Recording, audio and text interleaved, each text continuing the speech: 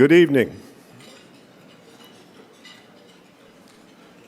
In the spirit of INET, which people tell me above all is to foment critical discourse, I couldn't think of a better pairing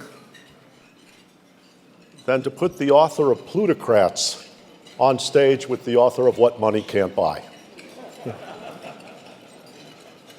Tonight, we have, I would call one of the founding mothers of INET, Chrystia Freeland, who's been a friend for as long as I can remember, is probably the person who suggested to George Soros and I that we should get to know this interesting man named Jim Balsillie.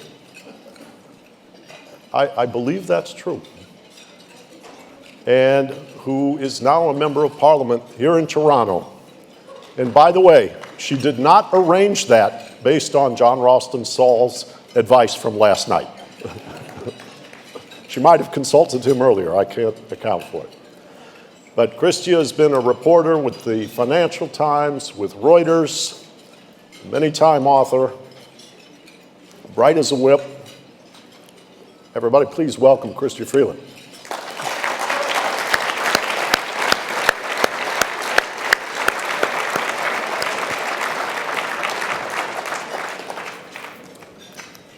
Characteristically, Michael Sandel will engage in debate with an army of young people. But we decided, given how formidable Chrystia is, that we would give him some relief tonight and just the two of them could debate. In addition to representing what I think is one of the greatest dimensions of humanity, the capacity to explore, the capacity to debate, to discuss, to compromise. Michael Sandel is an innovator. When we got to know him at INET,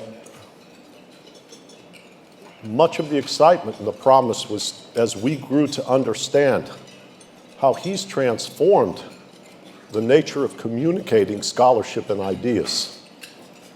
This is a man who has probably the most watched social science course in history online called Justice. I understand over 30 million people in China have watched this online. I've seen him in front of 14,000 people in a football stadium in Korea. His scholarly work is covered by the BBC, NHK, WGBH, National Public Television in the United States, and many other things. He's blazing trails in the way to communicate with people, engaging both left and right, and he's often said to me, more than anything else, what we have to do is get people talking again about what matters to us. Please welcome Harvard Professor of History, it's going to be Harvard Professor of Government, Michael Sandel.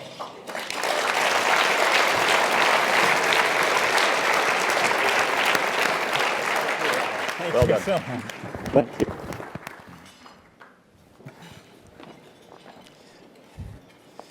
Well, thank you, Rob, for that bracing introduction. Rob Johnson and INET have really created, I think, one of the most important movements connecting the academy and the world in trying to reimagine economics, and it's a great pleasure to be a part of this. And what an honor to share the platform with Chrystia Freeland, whom I so admire. And she, too, connects the world of ideas with the world of public life.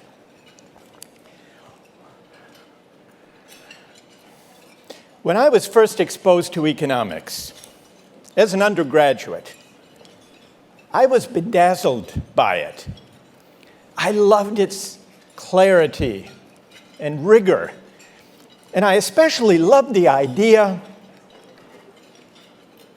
that the big questions of social and political life could be answered or so it seemed, without engaging in messy, subjective debates about values.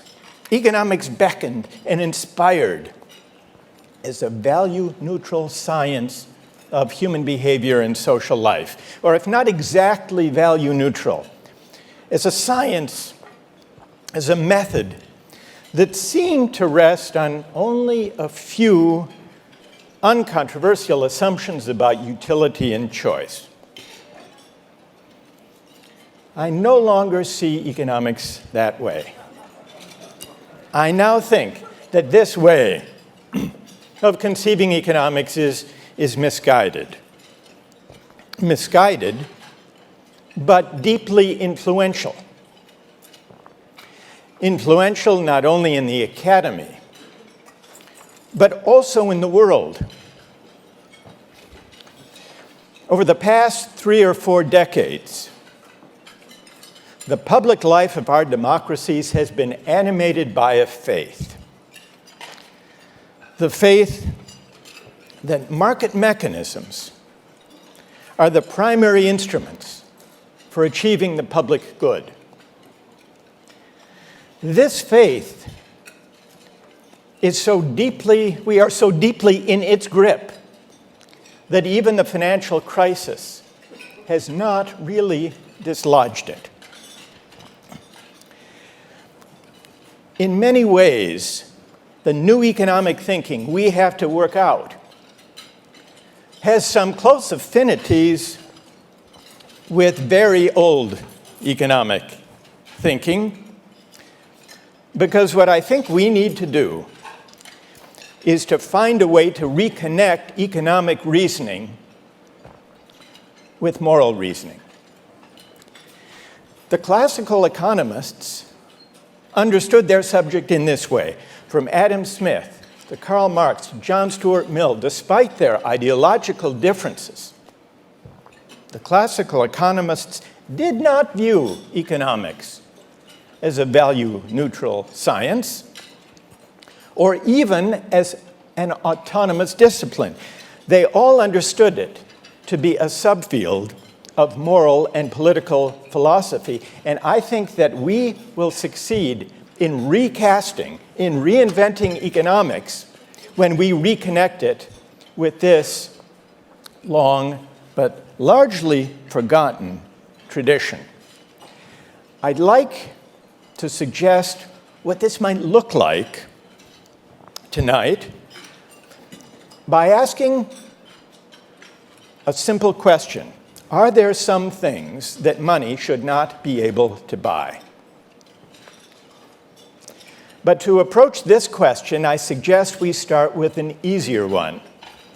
Are there some things that money can't buy? Most people would agree that there are at least a few. Friendship, for example. Suppose you want more friends than you have. You have trouble making friends. It might occur to you to try to buy a few.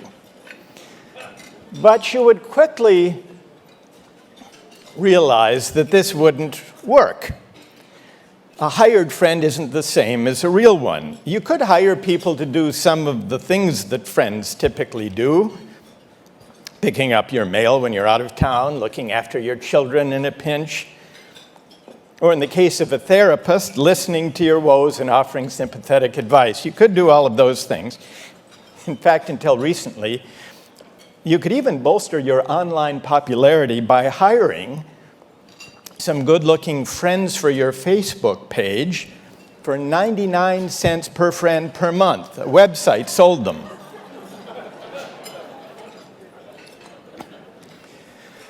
So while all of these services can be bought, it actually turned out they were models. They were very good-looking friends, and the site was shut down because these were not authorized images. But you can't actually buy a friend. Somehow the money that would buy the friendship dissolves it, turns it into something else. Take another example that may be of interest to this audience, the Nobel Prize. Suppose you desperately want a Nobel Prize, but fail to get one in the usual way, it might occur to you to buy one. But here, too, you would quickly realize that it wouldn't work. The Nobel Prize is not the kind of thing that money can buy. This isn't simply because the Nobel Prize Committee doesn't offer any of them for sale. Even if they did, even if they auctioned off, say, one Nobel Prize a year, the bought award would not be the same as the real thing. The market exchange, the money, would dissolve the good that gives the prize its value. This is because the Nobel Prize is an honorific good, and once word got out that the prize had been bought, the award would no longer convey or express the honor that people seek when they aspire to a Nobel Prize. These are easy cases. But now let's consider goods of a different kind. Goods that money can buy, but that arguably shouldn't be bought. Consider a human kidney, for example. Some people are in favor of markets in organs, human organs for transplantation. Other people are against. But if it's wrong to buy a kidney, the problem is not, as with the Nobel Prize, that the money dissolves the good. The kidney will work, the bought kidney will work, assuming a good match, regardless of the payment. So to decide whether kidneys should or shouldn't be up for sale, we have to engage in a moral inquiry. Or take baby selling. Some years ago, Judge Richard Posner, the leading figure in the law and economics movement, proposed the use of markets to allocate babies up for adoption. Now, many people disagreed with Posner's proposal, but with baby selling, as with a market in kidneys, the market would not dissolve the good the buyer seeks. If there were a market in babies up for adoption, people who paid the going price would get what they wanted, namely a child. Whether such a market is morally objectionable is a further question. So it seems at first glance that there's a sharp distinction between two kinds of goods. Things that money can't buy, like friends and the Nobel Prize, and things that money can buy but arguably shouldn't, like kidneys and children. But I would like to suggest that this distinction is less clear than first appears. If we look more closely, we can glimpse a connection between the obvious cases, where the money spoils the good being bought, and the controversial cases, where the good survives the selling, but is arguably degraded or corrupted or diminished as a result. We can explore this connection by considering some cases intermediate between friendship and kidneys. If you can't buy friendship, what about expressions or tokens of friendship? Take a wedding toast. Probably many of you here have been invited at one time or another to deliver a wedding toast for a dear friend. It can be an anxiety-inducing request to come up with a speech that's apt, that's appropriate, that's funny, that's heartwarming, that captures the relationship. Now there's help. There are websites that will sell you a custom-written wedding toast. One of these websites is called theperfecttoast.com. You go online, you put in some information about the bride and the groom, how they met one another, how you knew the couple. You say whether you want a funny or a speech or a tearjerker, and within 3 to 4 business days, you get a custom-written wedding speech for, how much would you guess? Anybody? What? $200? $300? It's $149, including shipping and handling.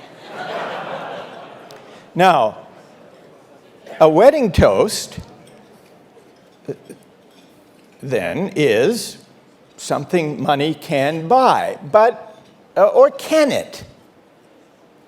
Is it the same good if it's bought as the authentic, spontaneous, handwritten one? Maybe not. How would you feel? Here's one test. How would you feel if at your wedding, your best friend delivered a wedding toast so moving that it brought tears to the eyes of everyone in the room? And then afterwards, you learned he'd bought it online for $149. Would the value and meaning of it be the same? Probably not. Which suggests that a wedding toast is an interesting intermediate case. Money can buy it, but the buying of it does in some way diminish or corrupt or degrade the value and meaning of it. Now,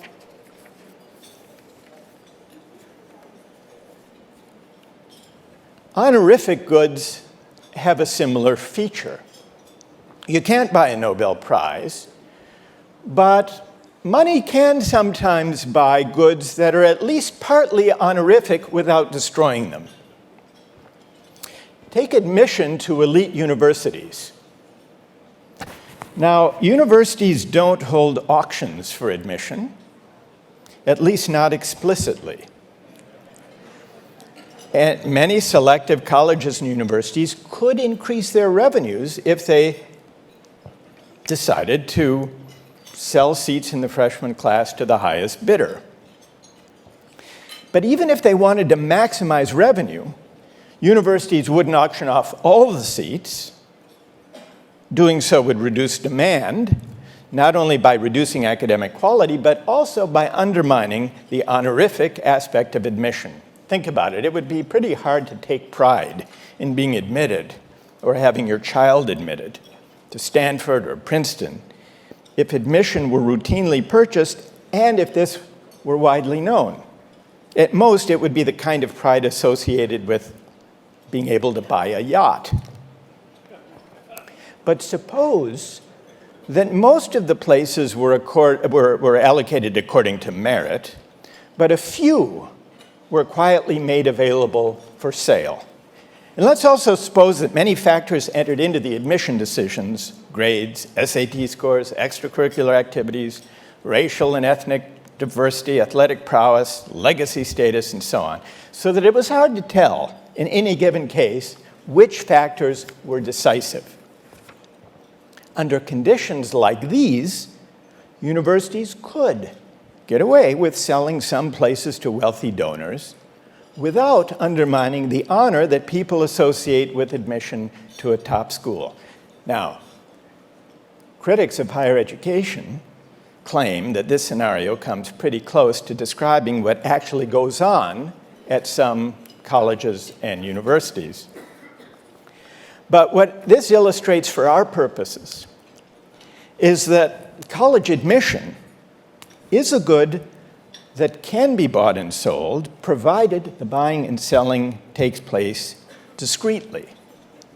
Whether colleges and universities should do so, that's a further question. Now, there are two objections to putting seats in the freshman class up for sale, two ethical objections. One is about fairness, and the other is about corruption. The fairness objection says admitting kids of wealthy donors in exchange for a handsome donation to the college fund is unfair to other applicants, those who lacked the good judgment to be born to affluent parents. But that's not the only objection. There's a further objection, which is about corruption and institutional integrity. This objection says colleges shouldn't put admission up for sale because colleges and universities embody and exist for the sake of certain ideals. the pursuit of truth, the promotion of scholarly and scientific excellence, the cultivation of civic virtue, and so on. All universities need money to pursue their ends, but allowing fundraising to predominate to the point of auctioning off seats runs the risk of corrupting these ends, of corrupting the norms, the ideals that give universities their reason for being. These two objections about fairness and about the corruption of the defining ideals of an institution or a social practice, these two objections reverberate through debates about what money should and should not be able to buy. The fairness objection asks about the inequality that many market choices may reflect. The corruption argument asks about the attitudes and norms that market relations sometimes damage or dissolve. Take the example of a market in children. It would be possible to create such a market, but should we? Those who object actually offer two different objections. One is that putting children up for sale would price less affluent parents out of the market or leave them with the cheapest, supposedly least desirable children. That's a version of the fairness argument. But even to state that argument suggests that's not all that would be wrong with it. The other, I think, deeper objection is that putting a price tag on children would corrupt the norm. What norm exactly? Well, the norm of unconditional parental love. The inevitable price differences would reinforce the idea that the value of a child depends on his or her race or sex or intellectual promise or physical abilities or disabilities. This is an instance of the corruption argument, that an important norm constitutive of good parenting, unconditional love, would be undermined.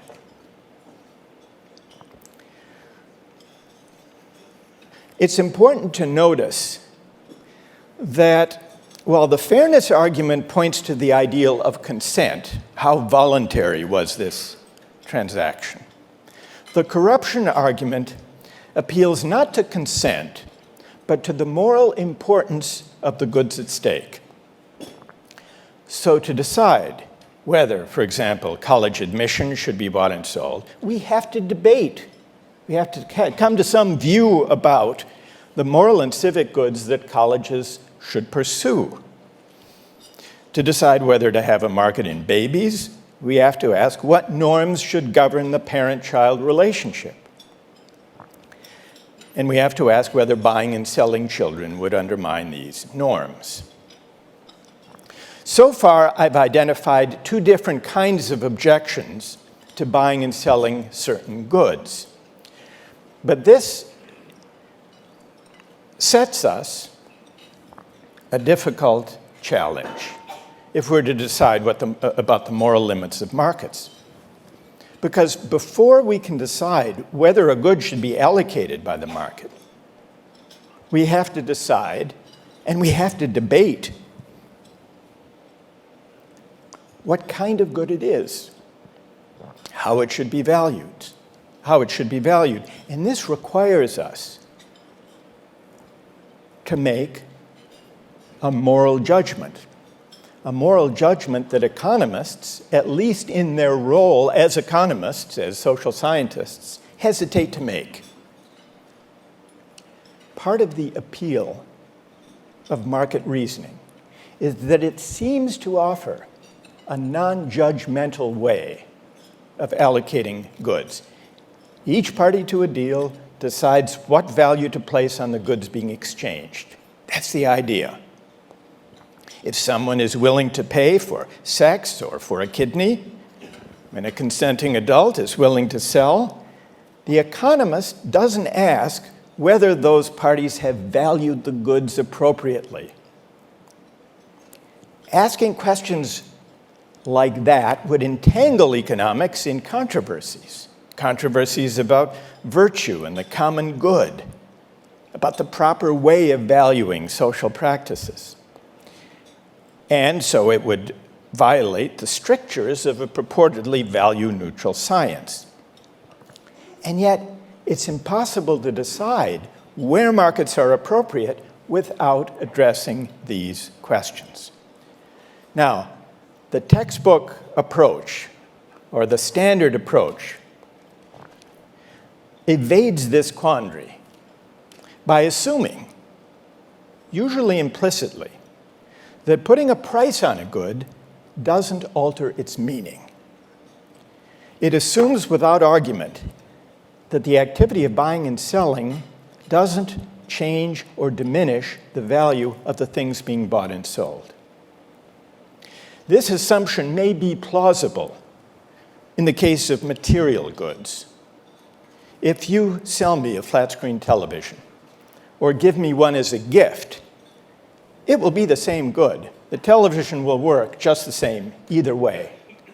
But the same may not be true when market practices extend their reach into human relationships and civic practices, sex, child rearing, teaching and learning, voting, civic life, and so on.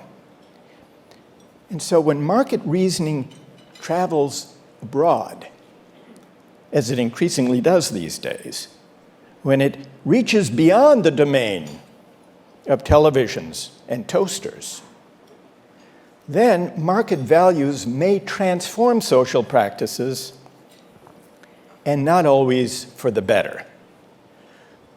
Let me illustrate this with some controversies about the role of market mechanisms, including cash incentives to try to motivate outcomes in education, and including the use of tradable quotas or permits to achieve important social goals. Take the problem of trying to motivate students in schools, especially kids from disadvantaged backgrounds, to work hard and to apply themselves to their studies. A number of big city school districts in the United States have been experimenting with cash incentives to motivate kids to achieve academically. $50 for an A, $35 for a B. They've tried versions of this in New York City, in Washington, D.C., in Chicago. In Dallas, Texas, they have a program that pays second graders, 8-year-olds, $2 for each book they read. Now, some people think this holds some promise of motivating kids to academic achievement. Others worry about it. Consider another use of a market mechanism to solve the fraught question of immigration policy. Gary Becker, the Nobel Prize winning free market economist at the University of Chicago, has offered a solution. To resolve the contentious debate over whom to admit, countries should simply set a price and sell citizenship, or at least the right to reside, for $50,000 or maybe $100,000. Immigrants willing to pay a large entrance fee, he reasons, would automatically have desirable characteristics. They'd be young, skilled, ambitious, hardworking, and unlikely to make use of welfare. He even suggests that charging admission would make it easier to decide which refugees to accept, namely those sufficiently motivated to pay the price. Now, asking a refugee fleeing persecution to hand over $50,000 may strike you as callous. So consider another market proposal to solve the refugee problem that doesn't, in a way that doesn't require the refugees to pay out of pocket. A law professor has proposed the following to deal with the fact that there are not enough places for the number of refugees each year who need asylum. The proposal is this: let an international body assign each country a yearly refugee quota based on national wealth. Then, so that they'll accept higher quotas, let the nations buy and sell these obligations among themselves. So, for example, if Japan has allocated 20,000 refugees per year but doesn't want to take them all. It could pay Poland or Uganda to take them in. Now, according to standard market logic, everyone benefits. Poland or Uganda gains a new source of national income. Japan meets its refugee obligations by outsourcing them. And more refugees are rescued than would otherwise find asylum. So the market logic for this proposal is impeccable. And yet, there is something distasteful about it. But what exactly is it? Maybe it has something to do with the fact that creating a market in refugees changes our view of who refugees are and how they should be treated. Somehow it encourages the participants, the buyers, the sellers, and those whose asylum is being haggled over, it encourages them to think of refugees as burdens to be unloaded or as revenue sources, rather than as human beings in peril. Now, someone might concede this point, might acknowledge the degrading effect of a market in refugees, and still conclude that this scheme will do more good than harm. It's possible. But what the example illustrates is something related to the larger theme, which is that markets are not mere mechanisms. They embody certain norms. They presuppose and promote certain ways of valuing the goods being exchanged. Economists sometimes assume that markets are inert, that they do not touch or taint the goods they regulate. But this is untrue. Markets leave their mark on social norms. And often, market incentives erode or crowd out non-market goods worth caring about. Let's go back to the case of cash for good grades. Why hesitate to pay a child for getting good grades or for reading a book? The goal is to motivate the child to study or to read. And the payment is an incentive to promote that end. Economics teaches that people respond to incentives. And while some kids may be motivated to read books for the love of learning, others may not. So why not use money to add a further incentive? It may turn out, as economic reasoning would suggest, that two incentives are better than one. But it could also turn out that the monetary incentive undermines the intrinsic one, leading to less reading rather than more, or to more reading in the short run, but for the wrong reason.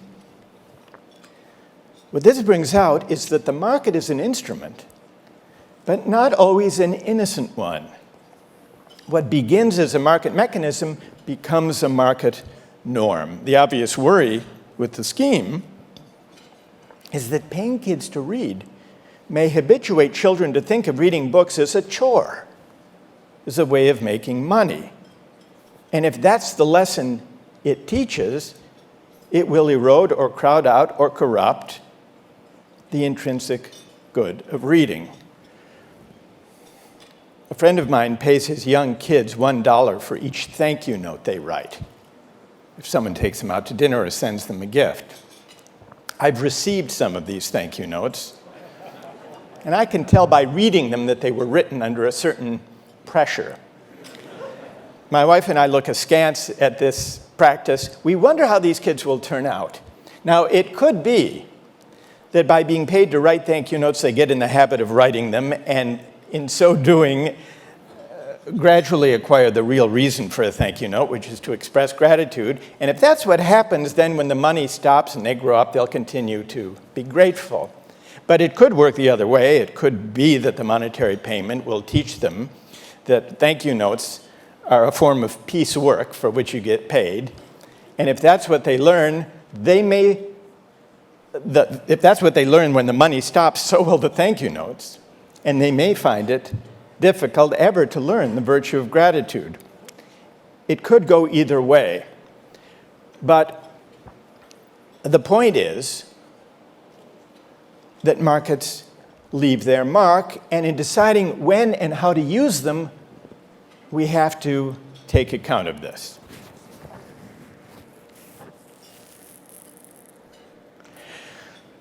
There's a famous study of some Israeli daycare centers that illustrates this point. The centers faced a familiar problem. Many of you have heard of this study. Parents coming late to pick up their children.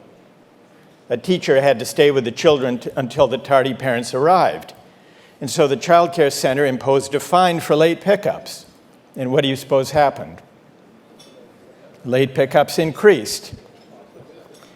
Now, if you assume that people respond to incentives, this is a puzzling result. You'd expect the fine to reduce, not increase, the incidence of late pickups. So what happened? Introducing the fine changed the norms. Before, parents who came late felt guilty. They were imposing an inconvenience on the teacher. Now, parents considered a late arrival a service for which they were willing to pay. Rather than imposing on the teacher, it was as if they were simply paying for a babysitting service.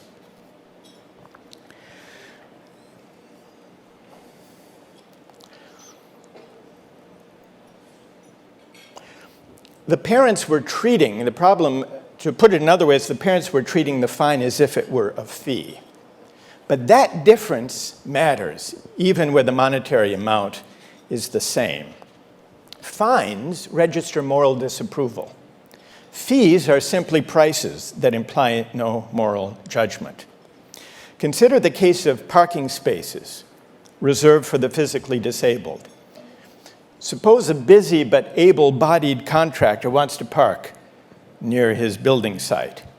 He can't find any other convenient place. For the convenience of parking his car in a place reserved for the disabled, the contractor is willing, let's say, to pay the rather large fine. He considers it a cost of doing business. Even if he pays the fine, wouldn't we consider that he's doing something wrong? And what he's doing wrong is he's treating the fine as if it were simply an expensive parking lot fee. But in treating the fine as a fee, or mistaking the fine for a fee, he fails to respect the needs of the physically disabled and the effort of the community to accommodate them by setting aside certain parking places. In practice, this distinction between a fine and a fee can be unstable. We see this in China, where the fine for violating the government's one-child policy is increasingly regarded by the affluent as simply a price for an extra child. China's family planning officials have sought to reassert the punitive aspect of the sanction by increasing fines for affluent offenders, denouncing celebrities who violate the policy, and so on. The authorities regard the fine as a penalty. They want to preserve the stigma that's associated with it. They don't want it to devolve into a fee. Now,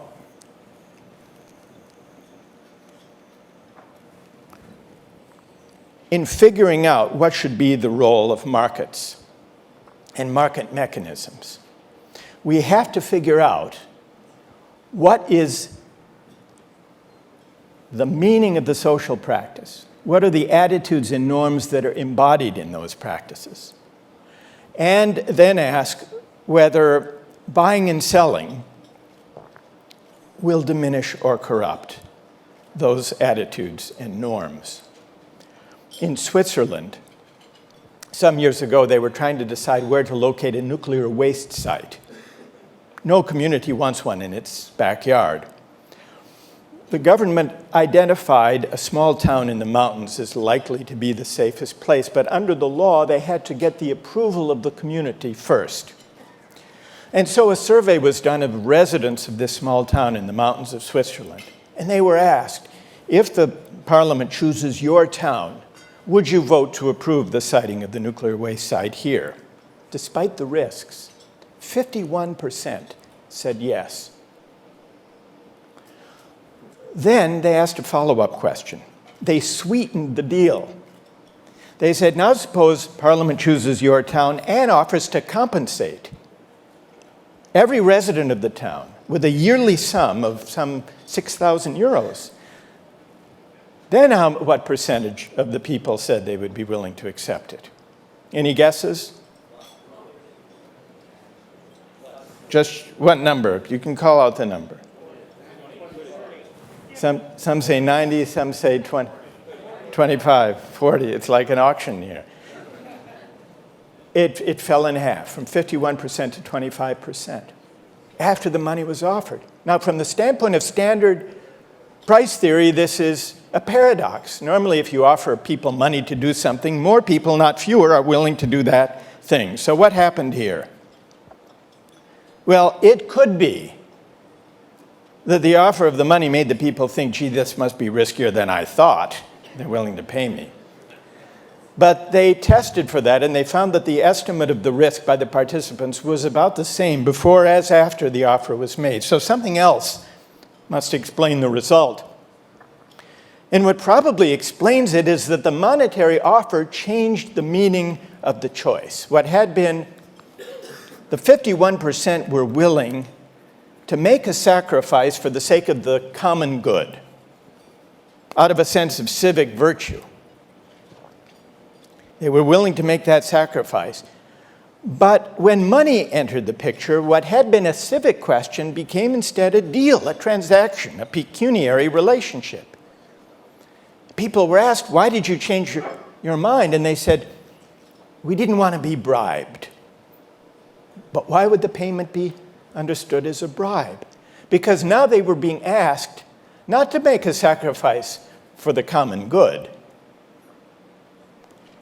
but to put at risk their health and the health of their families for the sake of money, and that felt like a bribe. That was different. Now, why worry? Why worry about the tendency of markets to crowd out non-market norms?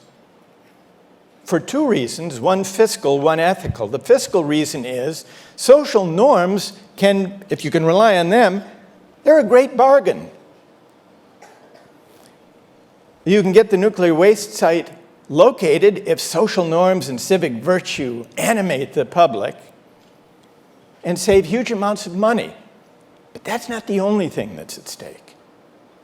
There is also the intrinsic value of the duty to show up on time, or the intrinsic love of reading in the case of the books, or the sense of civic virtue in the case of the Swiss nuclear waste sites.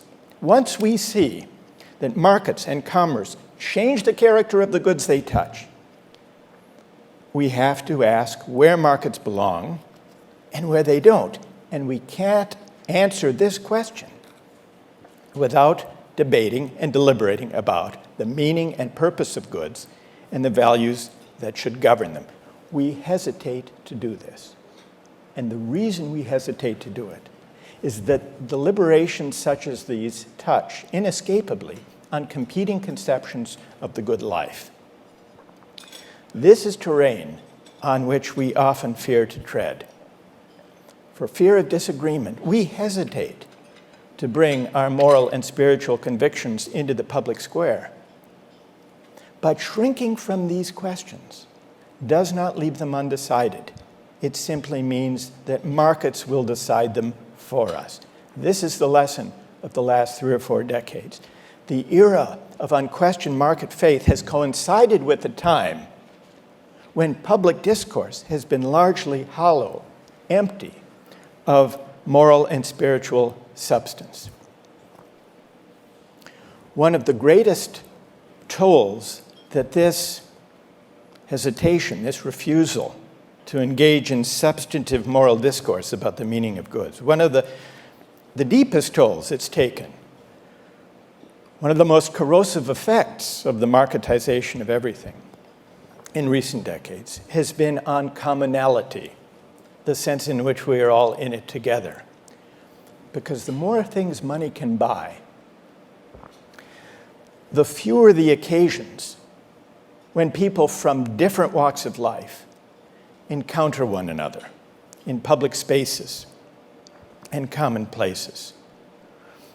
Against the background of rising inequality, putting a price on everything means that people of affluence and people of modest means lead increasingly separate lives. We live and work and shop and play in different places. We send our children to different schools.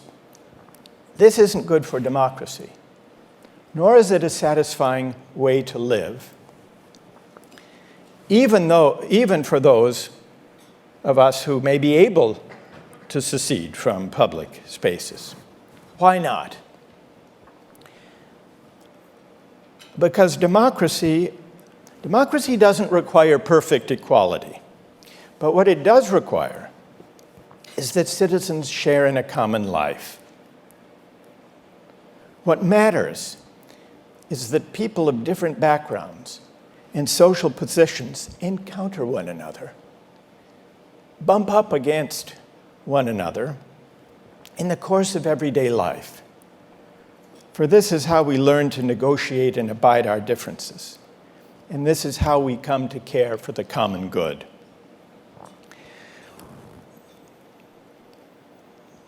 We can see this writ large, but also writ small. One of the most influential studies of the corrosive effects that markets can have on social goods and on commonality was a study about blood by a sociologist, Richard Titmuss, in the early 1970s. He did a study comparing the US and the UK system of blood donation.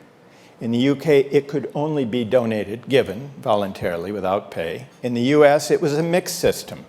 There was a market in blood, and it could be donated. Titmuss showed that in economic terms alone, the British system was actually more efficient. But his main point was that allowing the purchase and sale of blood would have the effect, and did have the effect, of crowding out or eroding the gift relationship, not only with regard to the giving of blood, but also with regard to altruism and civic virtue and social solidarity. This book stirred up a wide controversy. It was much debated. And one of the sharpest critics of Titmuss's account of blood was one of the most distinguished economists of his generation, Kenneth Arrow, wrote a long essay critical of Titmuss's study. Now, Arrow was no Milton Friedman-like proponent of unfettered markets.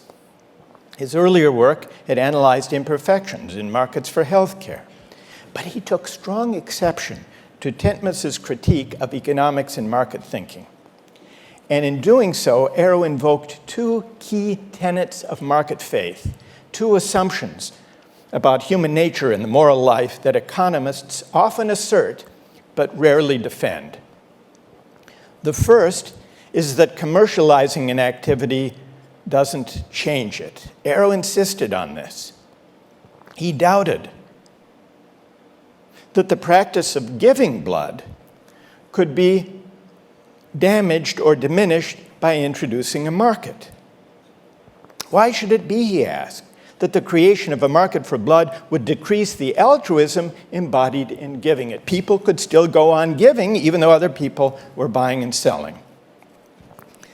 The second tenet of market faith that Arrow invoked is the idea that ethical behavior is a commodity that needs to be economized. His idea was this: we shouldn't rely too heavily on altruism, generosity, solidarity, or civic duty, because these moral sentiments are scarce resources that are depleted with use. Markets, which rely on self-interest, he said, spare us from using up the limited supply of virtue. So if we rely on the generosity of the public for the supply of blood, there will be less generosity left over for other charitable purposes. That was his argument.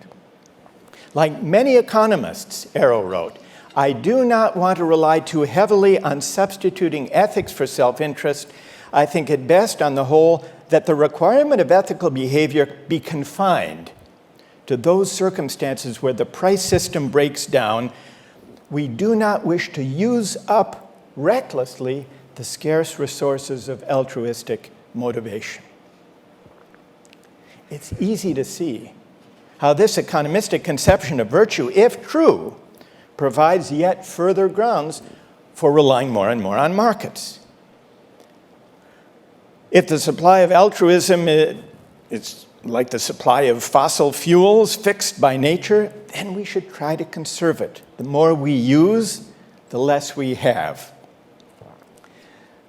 The classic statement of this idea actually was articulated by Sir Dennis Robertson. He was a Cambridge University economist, a former student of John Maynard Keynes. In 1954, at the bicentennial of Columbia University, he gave a lecture asking, what does the economist economize?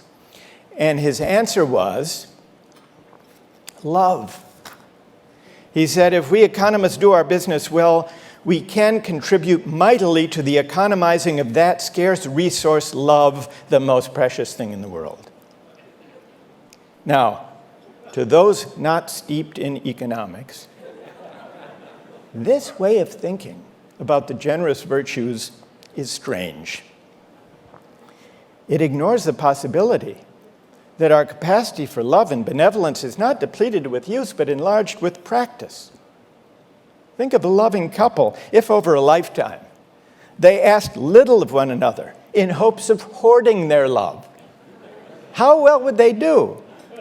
Wouldn't their love deepen rather than diminish the more they called upon it? Would they really do better to treat one another in more calculating fashion, to conserve their love for the times they really needed it?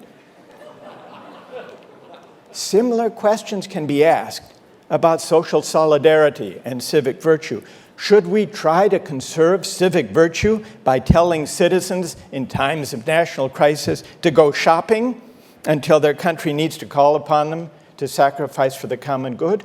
Or does that develop bad habits? Does civic virtue and public spirit atrophy with disuse? Now, Robertson offered his observation in a lighthearted, speculative spirit. But the notion that love and generosity are scarce resources depleted with use continues to hold, to exert a powerful grip on the moral imagination of economists, even if they don't argue for it explicitly. It is not an official textbook principle, like the law of supply and demand. No one has proven it empirically. It's more like a piece of folk wisdom to which many economists still subscribe. Almost half a century after Robertson's lecture, a distinguished economist was asked to give a talk at Harvard they call the Morning Prayer in Harvard's Memorial Church. He chose as his theme what economics can contribute to thinking about moral questions. He concluded his talk with a reply to those who criticize markets for relying on selfishness and greed. Quote, "We all have only so much altruism in us. Economists like me think of altruism as a valuable and rare good that needs conserving. Far better to conserve it by designing a system in which people's wants will be satisfied by individuals being selfish and saving that altruism for our families, our friends, and the social problems in this world that markets cannot solve." So here, 50 years later, Robertson's adage is reasserted. This economistic view of virtue fuels the faith in markets. It propels their reach into places where they don't belong. But the metaphor is misleading. altruism, generosity, solidarity, and civic spirit, these are not like commodities that are depleted with use. They are, or so it seems to me, more like muscles that develop and grow stronger with exercise. One of the defects of the market societies we inhabit is that they let these virtues languish. To renew our public life, we need to exercise them more strenuously. Thank you very much. Thank you. Thank you. Thank you. Can I borrow your watch? Oh, yeah, of course. I'm starting with a non-market transaction. There's time. Yeah. Okay, great. Well, first of all, thank you so much, Professor Sandel. That was absolutely fantastic. And I have been one of the people who was not at all surprised by Professor Sandel's internet stardom, because long before the internet was invented by Al Gore, when I was a Harvard undergraduate, his class was considered to be the best, most perfect one because it left you smarter, but it was also really fun to attend. He actually made it interesting. And I think you've all seen how brilliantly he does that. So thank you very, very much. Thank you so much. And I have to say, I was with you apart from your parenting tips, because if you took bribery and threats out of my arsenal with my 3 kids, they would be barbarians on the streets, even more than they already are. So if you don't deploy those tools, I'm impressed that your sons have turned out so well.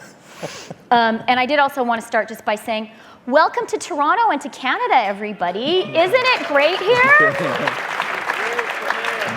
And for all of the visitors to Toronto, I'd like to assure you, this balmy, beautiful weather, we get it 365 days a year. It's really always like this. So I wanted to start, and okay, we officially have 22 minutes. I'm going to take the liberty of saying, why don't we make it half an hour?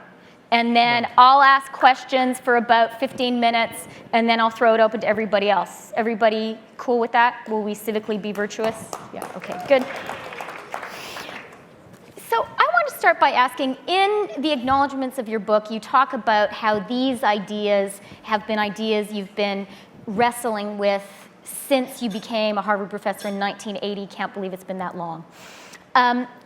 What impact did the collapse of the Soviet Union and of that system have both on your thinking about the morality of markets and on our own broader thinking?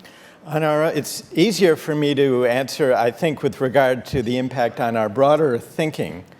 I think we misread the end of the Cold War. We read the end of the Cold War, I think, in triumphalist terms, as if there were only 2 systems, only 2 ways of organizing social life. Theirs lost and ours won. And that induced a kind of complacence that distracted us from the obvious fact that there are many different versions of capitalism and of democratic capitalism. And we see them in very different forms around the world. And I think by not attending to the varieties of capitalism and simply thinking, well, ours won, therefore markets are, after all, the primary instrument for defining justice and seeking the common good, we reinforced an uncritical acceptance of the market faith.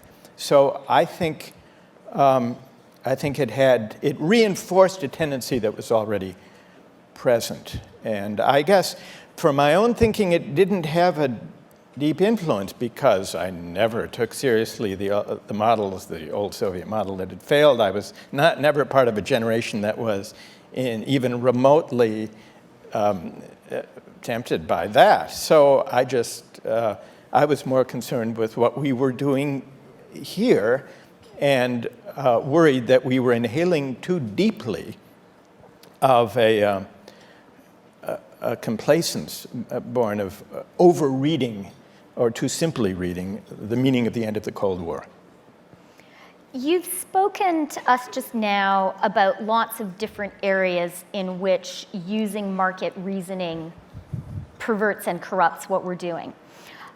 I'd like to ask you about money in politics. Yeah. And you're an area of obvious interest to me. Your Supreme Court is taking the view that restrictions on money, broadly, that restrictions on money in politics are restrictions on free speech. Yes. What's your view? I think that that's a mistaken view, and it's disastrous for democracy. And unfortunately, the court has been...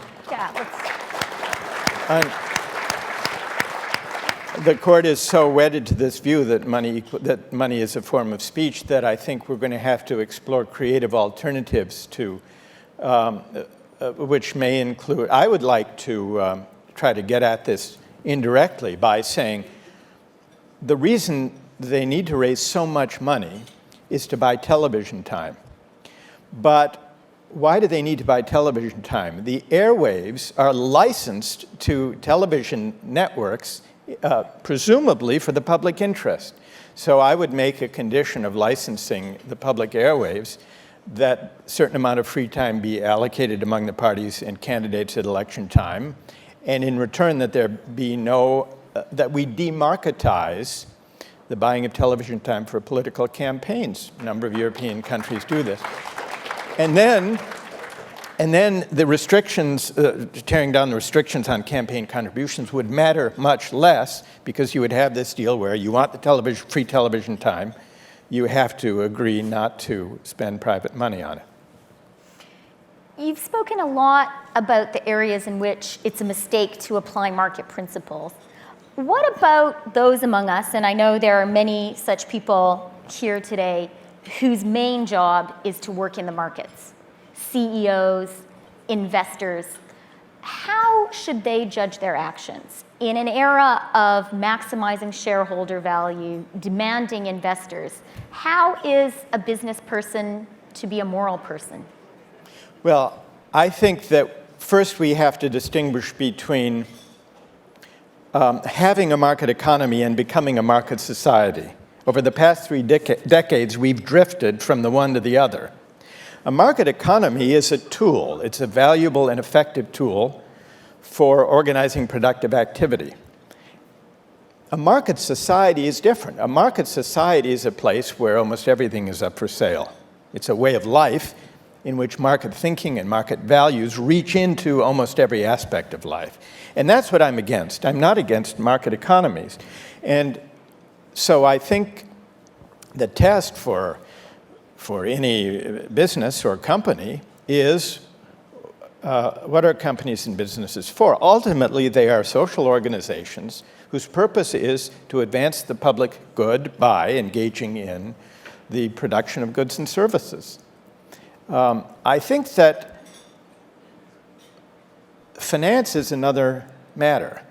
Finance is a harder question because the social purpose of finance is to allocate capital to socially useful purposes, building factories, building homes, and so on. But much financial activity today is unrelated to that legitimate and important social purpose. And there, I think we should have a public debate about the social purpose of finance and what financial activities and institutions really do contribute to the effective allocation of capital, and what ones are essentially, basically, casinos betting on events with no productive effect. And is there anything morally wrong with casinos, be they on Wall Street or in Las Vegas? Well, I think so, yes. We've seen that they come with certain costs, including the cost of systemic risk in the case of the financial industry, and in the case of casinos in Las Vegas, the standard kind, there are the traditional questions about who's drawn there and whether this isn't a heavy tax on the poor. The same can be said of state lotteries as an instrument of fiscal policy. I think it's striking that since the 1970s, there has been not only has the economy been financialized to a very considerable extent. But at the same time, certainly in the US, I'm not as familiar in Canada, restrictions on casino gambling and state lotteries have completely fallen away during the same time. And so I think we need a public debate about the ethics of speculation.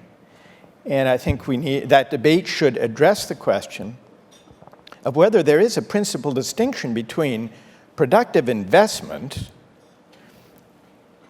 financial speculation, and outright gambling.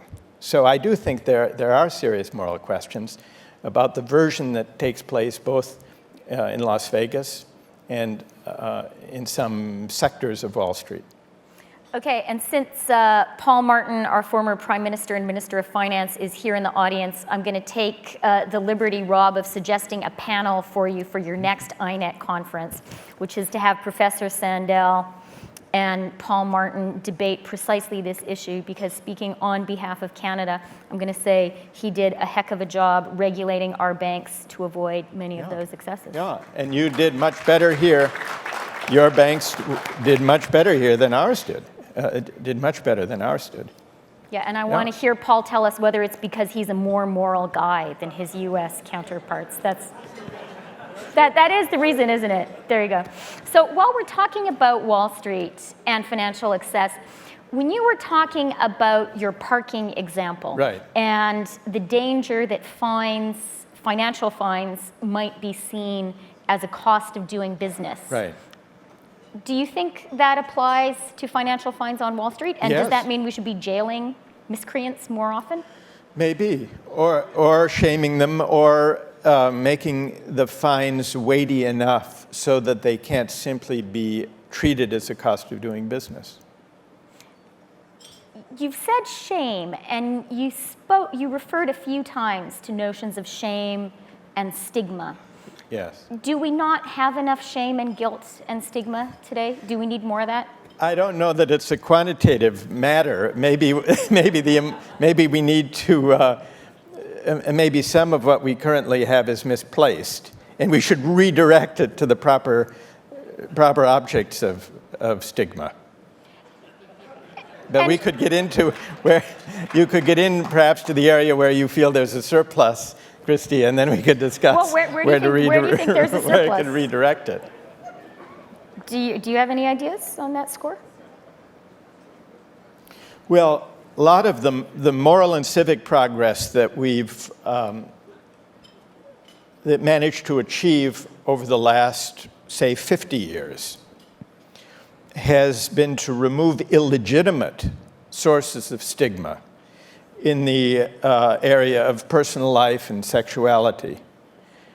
And that doesn't mean we've succeeded in redirecting it to places where it belongs, but that can be a further project.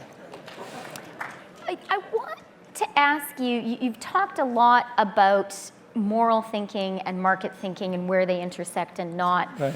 And as you were speaking, one of the great mysteries of American politics today came to mind for me.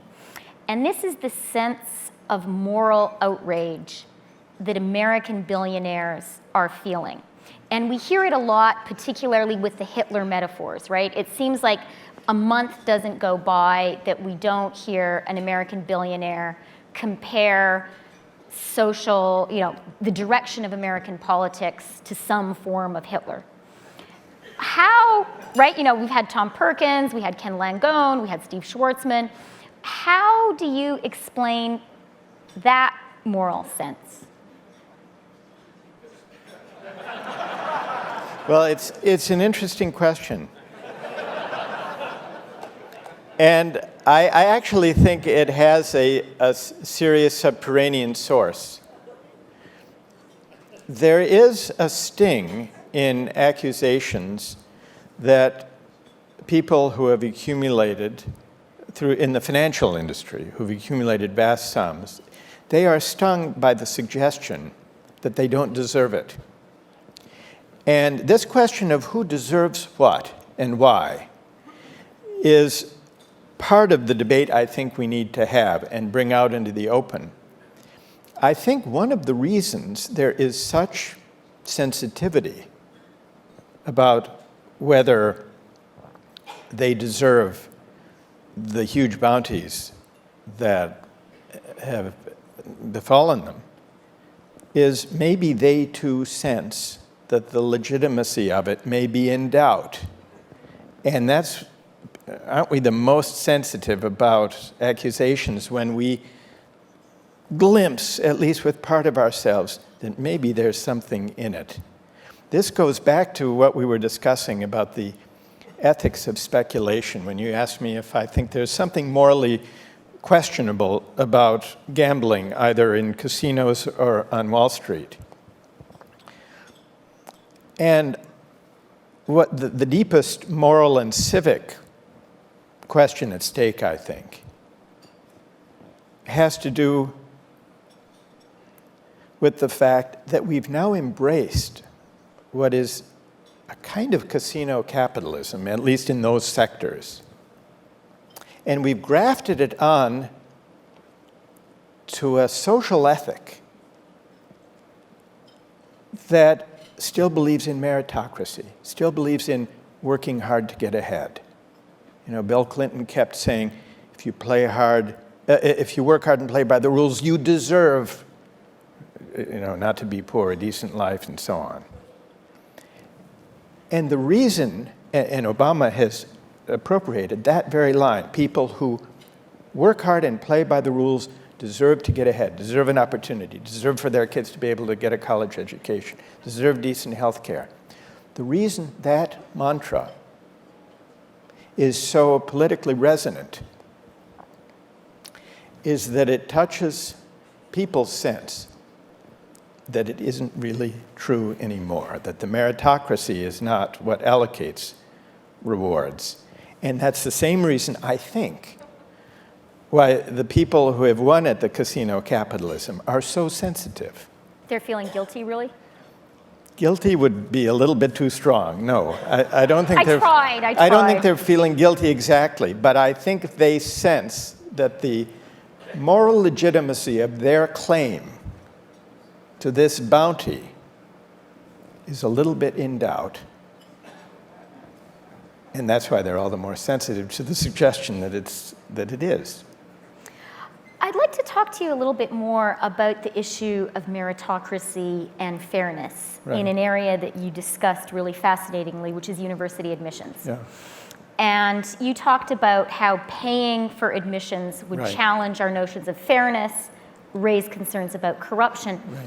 How far back in the life of a child does paying for admissions go? And to explain that question further, I want to put to you a dilemma around meritocracy that Larry Summers put to me. So he says that when he was president of Harvard, he used to like to occasionally drop into the deliberations of the admissions committee. Right, I read about this in your book. There you go. Plutocracy. Yeah. Okay, yeah, so, and the kid who spoke Mandarin. The kid who spoke Mandarin. Yeah. Right, so maybe not everybody read this example. I'm sure you all have. There will be a quiz after. But in case you didn't, so when Larry dropped in, and I'm sure his drop-ins were really welcome by the admissions committee also. One discussion that he dropped into was about the kid who spoke Mandarin. So Larry says there's this kid, has great SATs, great grades, but nothing else super distinguishing which would guarantee him that place at Harvard. Except, according to Larry, the kid speaks great Mandarin, and most impressively from Larry's point of view, hadn't studied it at high school, had had a tutor who came in 4 days a week from the time he was in grade 9 and taught him Mandarin. So the moral dilemma, as Larry saw it, was, on the one hand, shows it's a pretty determined kid who 4 days a week is going to be studying Mandarin on his own. But it also shows it's a pretty privileged kid, because how many people can afford a Mandarin tutor for their kid 4 days a week? So what's your verdict on that one? Well, I think it's a close call. But I do think that it's a serious question how even the meritocratic system, you know, the SAT was set up originally as an instrument of meritocracy so that kids who came from not well-known schools, not from private schools, could show their smarts. But now, and when I went to college, I walked in and took the SAT, not really knowing much about it, whereas when my kids took it, all of their friends were taking SAT prep courses and having tutoring and getting all those books and practicing. Did your kids do that? Yes. Well, I worked with them on the books. We didn't outsource it. It's pretty high quality tutoring. I'm not really very good at those logic questions or the science part of it. So my kids were ahead of me on that. But so now all of this has actually become a source of class advantage. You see it. Someone did a study of the top 146 most selective colleges and universities in the United States, not just the Ivy League, the top 146. That's the place where, those are the places where everyone is trying to get in. And the percentage of kids in those places from the bottom quartile of the income distribution is, anybody guess? It's 3%. And if you take the bottom half, the percentage of kids in the top schools from the bottom half of the income quartile is only 10%. Now, this isn't true at the most well-endowed Ivy League places and Stanford and so on, because we have the endowment to fund full financial need and to admit students without regard to need. But I think that's pretty staggering. And what that suggests is that notwithstanding, even before we get to buying your way in, the selective colleges and universities are replicating essentially and freezing in place a kind of class system. And you see this when you look at social mobility, one generation to the next. The American dream always said, look, we don't have to worry so much about equality because people can rise. People aren't stuck in income categories for more than a generation. They can rise. But now the mobility measures show that the US is way behind most European countries in mobility. Behind Canada. The place with the most mobility is actually Denmark. So the American dream is alive and well and living in Denmark, but we have a lot of work to do. I have some more questions of my own, but I've lied to you and there are only 11 minutes left. So let's throw it open. Okay, I'm going to start with Bill, please. Do people have to speak into mics? Rob, do you have a viewer? Can people just speak loudly? Or mic is coming? Okay. I think Rob is videoing all of this, so. So first of all, a hearty congratulations on managing in the mass popular culture in this country to reintroduce the young Marx and the process of commodification through the cash nexus into American discourse without ever having to mention the name.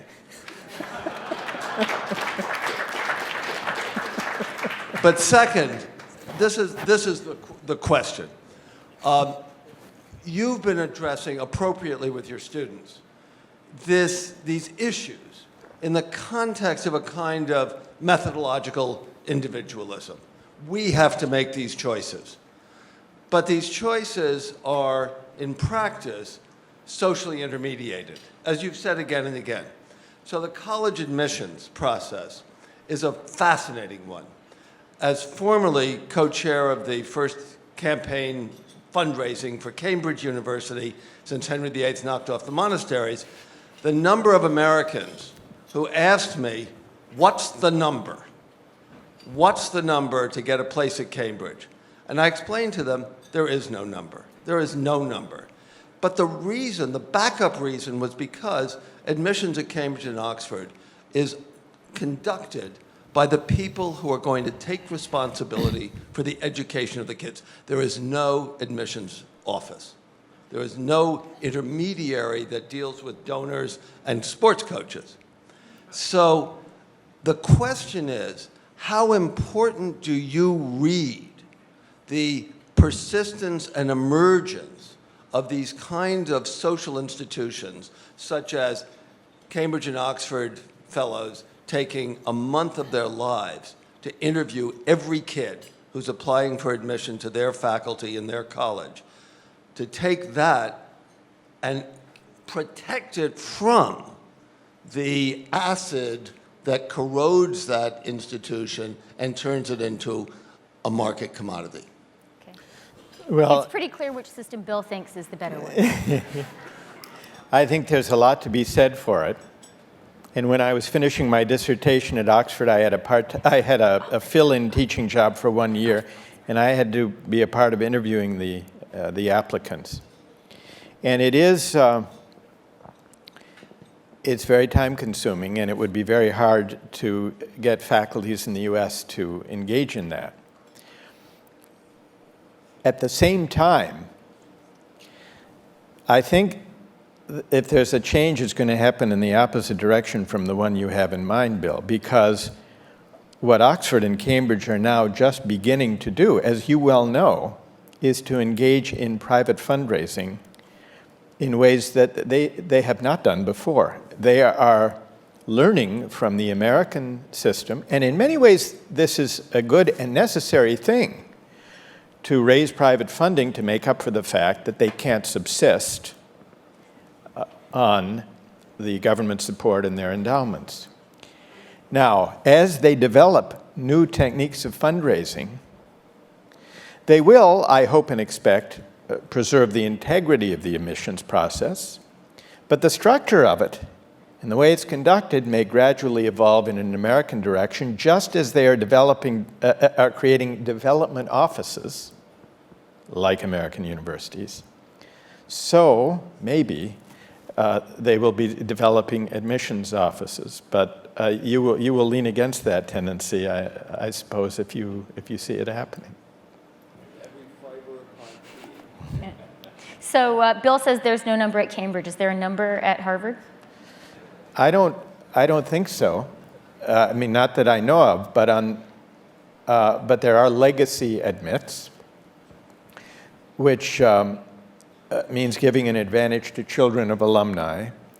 And the Wall Street Journal reported some years ago of the practice at some Ivy League universities of development admits, which were students who were admitted on the basis of the prospect of a major gift from the parents. So it's on the public record that some American top universities do have so-called development admits.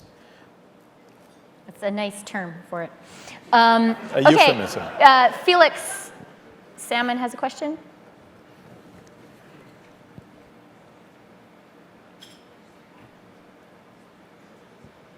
Thank you. I'd like to ask how your talk, which was very interesting, maps onto politics. The Economist, if I'm not being too rude to give this away, in 2003, the Harvard economist who said that altruism is a rare and special good which needs to be conserved, was in fact Kenneth Arrow's nephew, who went on to become a key advisor to the current president, along with people like Cass Sunstein. And I wonder if you look at the morality of this presidency versus Republican presidencies, how would you compare them, and do you see a sort of corrosive influence of this kind of thinking more on one side than the other? I think that Democrats and Republicans in the United States have partaken of the market faith I've described. In its clearest and most explicit version, the faith in markets as the primary instrument of the public good came in with Margaret Thatcher and Ronald Reagan. They made it explicit, that argument. What's striking is that even after they passed from the political scene and were replaced by center-left successor governments, this underlying assumption was never frontally challenged by their successors. Bill Clinton, Tony Blair, Gerhard Schroeder, in different ways, moderated but consolidated the faith that markets and market mechanisms are the primary instruments for achieving the public good. Now, do I agree with their policies more than I agree with the policies of Reagan and Thatcher? Yes, of course. But I do think that, to speak of the US, the Democratic Party in the years since the 1980s has yet to offer a serious challenge to that underlying faith. And instead what they've done is to try to make its workings more humane and to help those at the bottom. But I think the great missing debate in not only American politics, but I think in the politics of democratic societies around the world, is the one that we really haven't had since the Thatcher and Reagan years. And that is the question of what should be the role of money in markets in a good society. Neither Democrats nor Republicans have offered or articulated a serious version of that question in public life. And so to that extent, I think across the political spectrum, there is a shared responsibility for that emptiness in our public life. Do you think people like Bill de Blasio and Elizabeth Warren are raising those questions or continuing in the muting the consequences tradition? No, I think they are raising those questions. Yeah. Maria Mazzucato has a question. She's right there.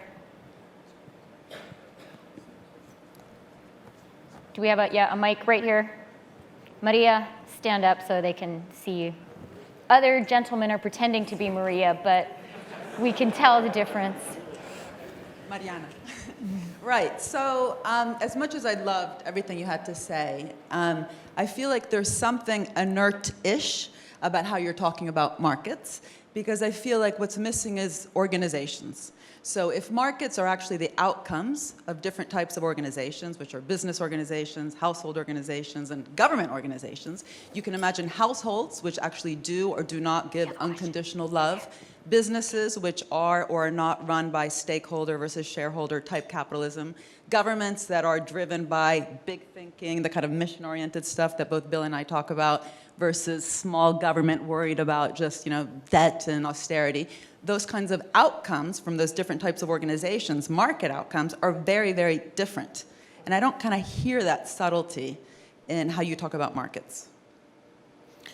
Well, it is true. I would have to plead guilty. I don't have a worked out view about alternative market or market-like institutions that could address some of these difficulties. What I'm trying to do is to identify certain features of the public philosophy that animates the way we talk about politics and debate political alternatives.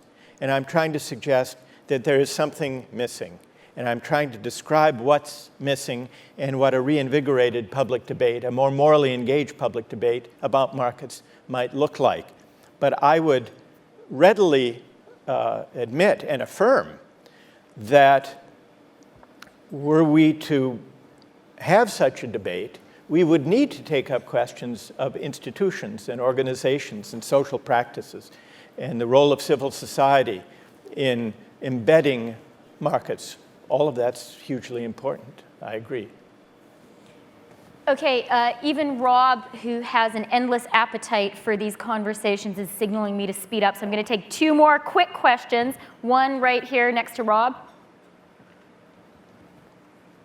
Hi, so Professor Sandel, you talk about how trade corrupts emotional goods. And I wanted to raise the issue of the deepest social inequality in civilization, which I think if you look around, you might see, which is gender inequality. And feminist economists have asked for a long time, how do we manage to increase the equality of the formal labor market in workplaces from central banks to universities.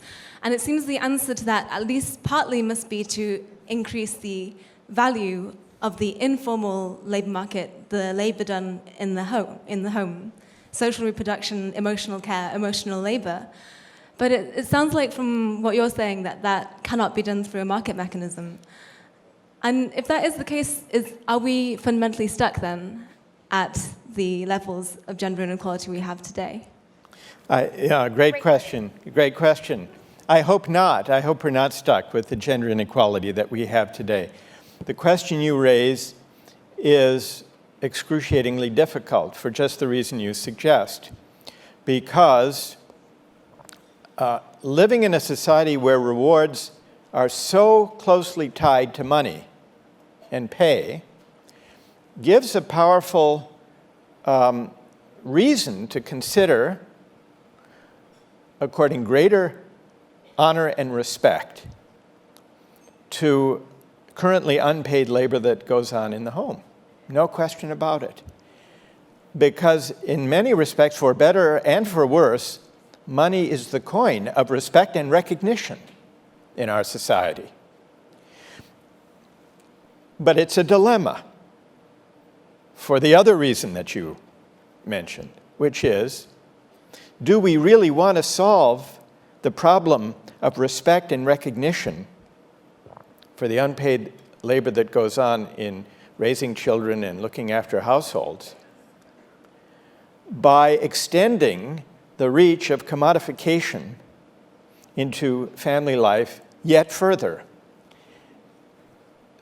So it's a dilemma. I don't have an easy answer to it, but I think that being alive to that dilemma can enable us to work at it from both ends, by which I mean trying to loosen the connection that we currently have between honor, respect, and recognition and money. We should loosen that connection as a way of according greater respect and honor to unpaid contributions to family life and the social common good, while at the same time trying to deal with the inequality of women that is tied to inequalities of income and of pay. So it's not an easy resolution to the dilemma, but it's to recognize that should be one of the central questions we are debating and trying to sort out, I would say ideally from both directions. Isn't there actually a really easy solution? What's that? Make your husbands and your sons do their fair share? Well, yeah, but that's, it's hard to enforce, but it's not intellectually right. But that's complicated.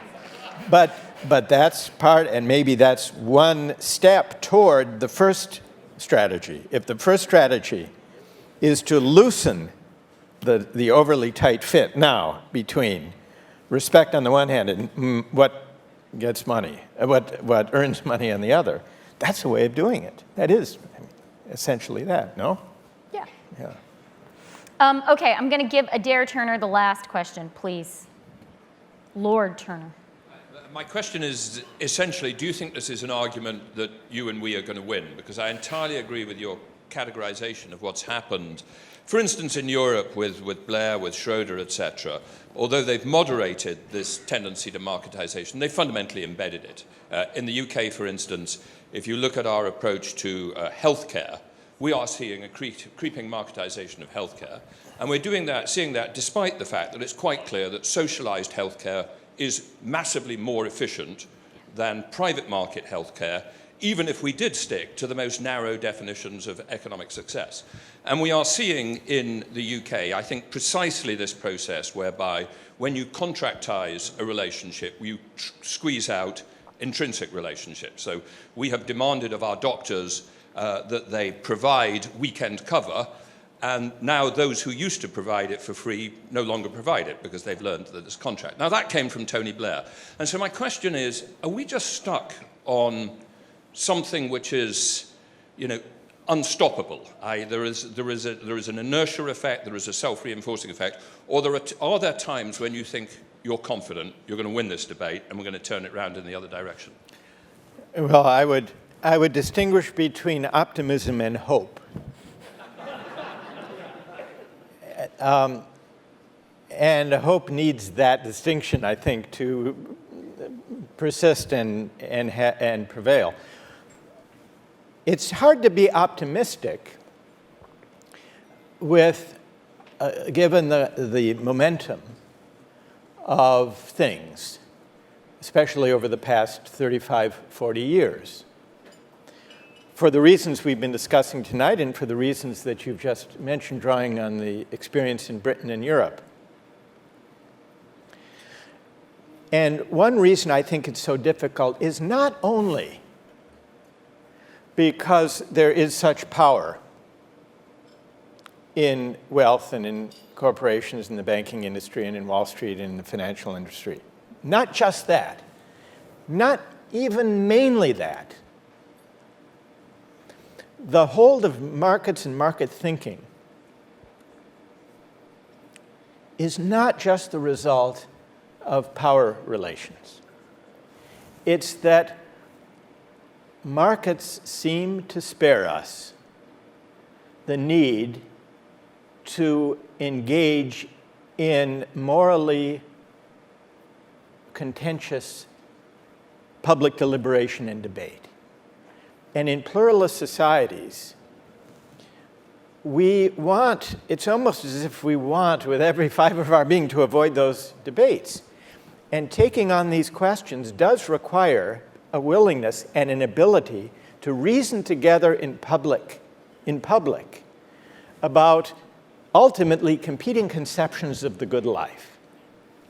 And everything in our public philosophy, not just the power of big business and finance, everything in our public life pulls us away from those debates. So my hope, that's why I'm not optimistic, between the power and the reticence, if we can call it those two forces.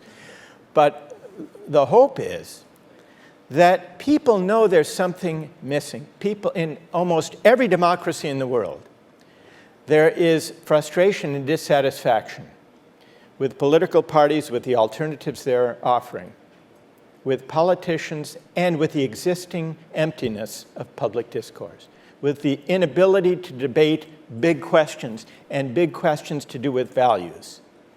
And I see this everywhere I go in the world, especially with young people, but not only young people, a hunger and a yearning for a public life of larger meaning that engages with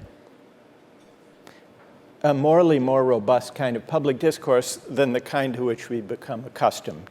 So in that yearning, in that hunger, in that dissatisfaction with what we've got, I think there is a lot of hope, and that's what we can build on. Yeah. Okay.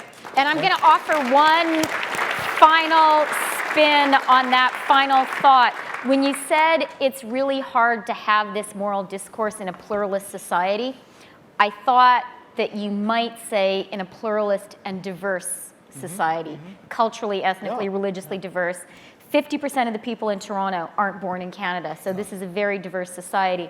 And my not only hopeful but also optimistic concluding thought to you, Professor Sandel, is